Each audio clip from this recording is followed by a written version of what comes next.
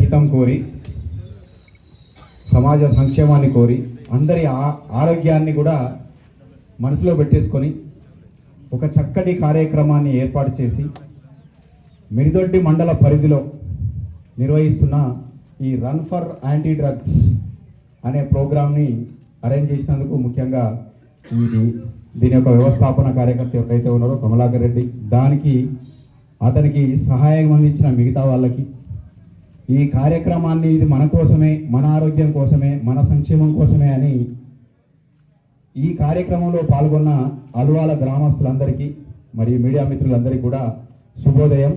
ఎందుకు అనంటే ఈ రోజులలో మనం పొద్దున లేవగానే పరుగులు, ఉరుకులు పరుగులు, ఉద్యోగం చేసే వాళ్ళైనా, వ్యవసాయం చేసే వాళ్ళైనా, కూలీలైనా, ఎవరైనా కూడా ఉదయం లేవగానే మన పొట్టకూటి కోసం పరుగుల జీవితం అనేది స్టార్ట్ అవుతూ ఉంది. కానీ ఈ పరుగుల జీవితంలో భాగంగా మనం ఏం చేస్తున్నాము అనంటే, మనం ఈ కొత్త కూలీ చేస్తే 1000 రూపాయలు వస్తాయని పోయి ఆతృతతో ఒక నిలబడి చూస్తూ ఉన్నాం. ఉద్యోగస్తులు అయితే వాళ్ళ తల్లిదండ్రులు ఉద్యోగానికి వెళ్ళిపోతూ ఉన్నారు. ఇక వ్యాపారస్తులైతే వాళ్ళ పని వాళ్ళు చేసుకుంటా ఉన్నారు.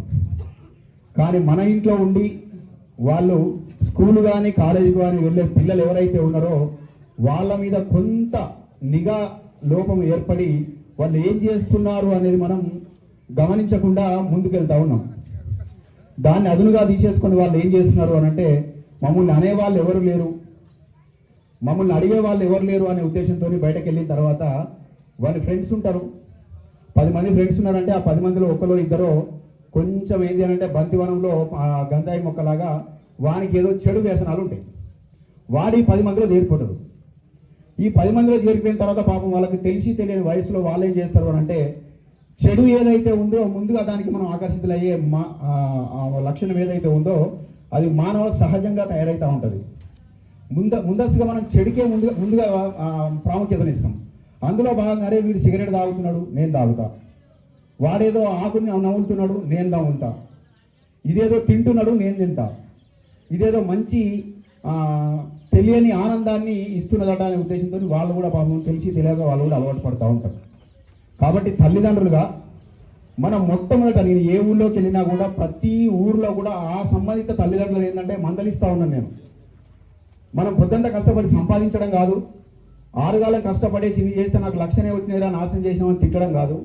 కష్టపడి సంపాదిస్తాం. దానికంటే ముందు మన పిల్లలు ఏం చేస్తున్నారు, వాడు బడికి వెళ్తున్నాడా లేదా, వెళ్తే మధ్యలో ఏం చేస్తున్నాడు, కాలేజీకి వెళ్తున్నాడా లేదా, వెళ్తే ఏం చేస్తున్నాడు, ఇంటికి వచ్చిన తర్వాత ఏం చేస్తున్నాడు, ఖచ్చితంగా గమనించండి అని ప్రతి ఊళ్ళో కూడా కార్యక్రమం అవేర్నెస్ ప్రోగ్రాంలు పెట్టినప్పుడు ఆ తల్లిదండ్రులకు అనేది ఖచ్చితంగా నేను చెప్పడం అనేది జరుగుతూ ఉంది. ఎందుకు చెప్తున్నాం ఇది అని అంటే, మనం ఎంత కష్టపడి పనిచేసినా, ఎంత సంపాదించినా రేపు పొద్దున మనకు పుట్టిన పిల్లలు ఎవరైతే ఉన్నారో వాడు ప్రయోజకుడు కాకుండా రోడ్డు మీద ఎదవై తిరిగిండి అనుకోండి, దాని యొక్క ఉపయోగం ఏముంటుంది? ఫలానా ఒకప్పటి మిరిదొడ్డి ఎస్ఐ గారి కొడుకు ఈ రకంగానట, ఇట్లా చేస్తాడట, పాపం ఆయనను ఇట్లా ఉండే, ఉద్యోగం చేస్తూ ఉండే, వాళ్ళ కొడుకేమో ఇట్లా అని అంటారు. మరి అట్లాంటి తరుణంలో నేను ఉద్యోగం చేసి నా కష్టపడ్డాను, ఏదో ఉద్యోగం సాధించేసుకున్నాను, నా బతుకేదో నేను లీడ్ అవుట్ చేస్తూ ఉన్నాను, నా ఉద్యోగమే తదనుగా దీనికే ప్రాముఖ్యతను ఇస్తూ నా పిల్లల్ని పట్టించుకోకపోతే వాడు పెడదారి పడితే రేపు పొద్దున నా ఉద్యోగానికి ఏ విలువ ఉంటుంది? నేను గ్రామాన తిరిగి ప్రజలకి ఏదైతే అవేర్నెస్ ఇచ్చానో, మీకు అవగాహన రావాలనే ఉద్దేశం కోసం నేను చెప్తున్నాను.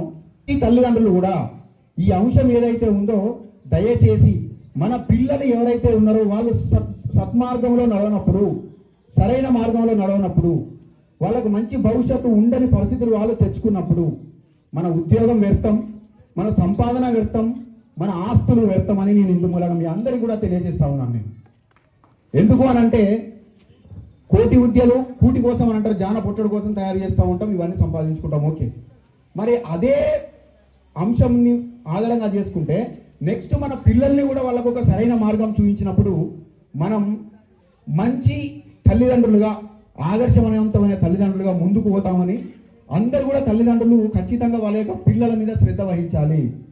ముఖ్యంగా అల్వాల గ్రామంలో ఒక గ్యాంగ్ ఉంది, నాకు తెలుసు. వాడు తల్లిదండ్రుల మాటలు వినడు,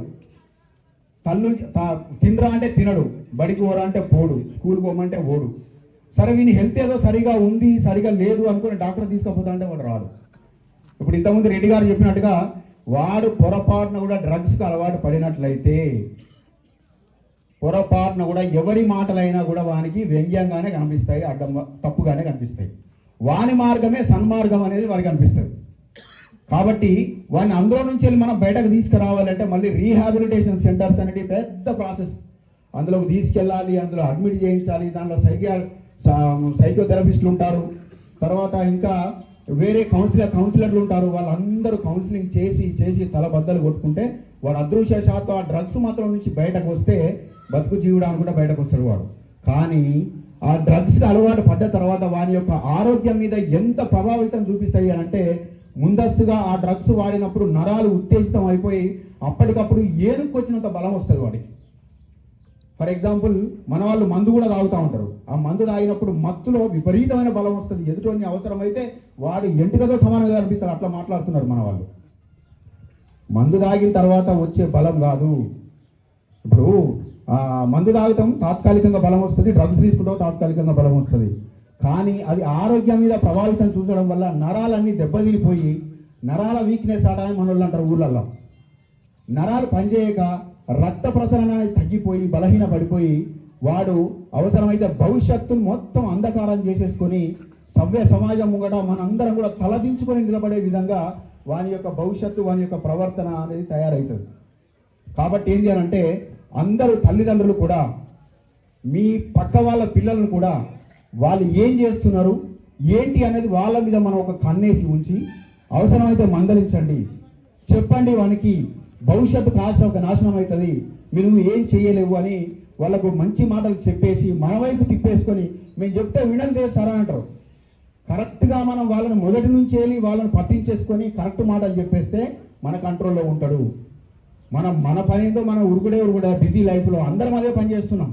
కానీ ఖచ్చితంగా ఒకసారి నువ్వు ఎక్కడికి వెళ్ళినా ఇటు ఊరు వెళ్తావు, వాడు ఏం చేస్తున్నావురా, ఇలా ఆదివారం ఏం చేస్తున్నావు, చదువుతున్నావా లేకుంటే బయట ఆడుతున్నావు, తమాషా చేస్తున్నావు అని ఒక్క మాట మాట్లాడితే వాడు ఎంతో కొంత కంట్రోల్లో ఉంటాడని ఇందు మూలంగా మీకు అందరికీ తెలియజేస్తా ఉన్నా. ఇంకొకటి ఏం చేయాలంటే రన్ ఫర్ యాంటీ డ్రగ్స్ అనేది సదుద్దేశంతో ఏర్పాటు చేసిన కార్యక్రమం. పొద్దునే ఉదయాన్నే చేసేసి చాలామంది వాకింగ్ చేస్తూ ఉన్నారు. ఈ మధ్యలో నేను కూడా చూస్తూ ఉన్నాను, అప్పుడప్పుడు నాకు కనబడతా ఉన్నాయి. ఈ వాకింగ్ అయినా ఎక్సర్సైజ్ అయినా కూడా ఏంటి అని అంటే మన ఆరోగ్యం కోసమే, ఓకే. కానీ పిల్లలు కొంతమంది ఇప్పుడు నేను ఈ ఊళ్ళో నుంచి రన్ చేసుకుంటా పోతా ఉంటే మీ ఊళ్ళో నేను కాలినడకడ పోవడం ఇది నాకు మొదటిసారి కాదు.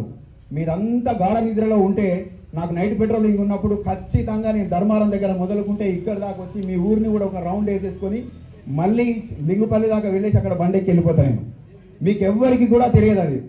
మీ గల్లీలు తిరిగినా నడుచుకుంటా, ప్రతి ఊళ్ళో గల్లీ తిరిగినా తెలంగాణ నడుచుకుంటా పెట్రోలింగ్లో భాగంగా. మా వాళ్ళ బండి వెనకాల రావడం, నేను నడుచుకుంటూ రావటం. మా వాళ్ళు అంటారు ఏంది సార్ అదంతా అవసరం అంటే, ఎస్, నైట్ పెట్రోలింగ్లో భాగంగా నా డ్యూటీ అయిపోతుంది. ఆరోగ్యానికి సంబంధించిన ఒక 10-15 కిలోమీటర్లు రాత్రి నడుస్తాను నేను. అది నా ఆరోగ్యానికి కూడా మేలు చేస్తుంది అనే ఉద్దేశంతో నేను ఆ రకంగా నడుస్తూ ఉంటాను నేను సార్ రాత్రి అంతా. కానీ కొంతమందిని చూశాను, నేను కొంత దూరం వెళ్ళిన తర్వాత ఆ గ్రామ పంచాయతీ దగ్గర ఒక లెఫ్ట్ టర్న్ తీసేసుకుంటే షార్ట్ కట్లో వచ్చి ఆ రోడ్డు కలుస్తుంది. మీరు ట్యూస్డే అన్నది కంప్లీట్ చేయడానికే షార్ట్ కట్లు వెతుక్కుంటే రేపు జీవితం రా బాబు. పెళ్ళైన తర్వాత షార్ట్ కట్లు ఉండవు అని ఇందుకు మూలంగా నేను అందరికీ తెలియజేస్తా ఉన్నాను. పెళ్ళైన తర్వాత షార్ట్ కట్లు ఉండవు. సో మన జీవితం ఏదైతే ఉందో దాన్ని సవ్యమైన మార్గంలో, సన్మార్గంలో దాన్ని ముందుకు తీసుకుపోయి సరిగా ఉండడానికి మనం అన్ని సత్కార్యాలు సరైన మార్గంలో చేసేసుకుంటే బాగుంటుందని తెలియజేస్తూ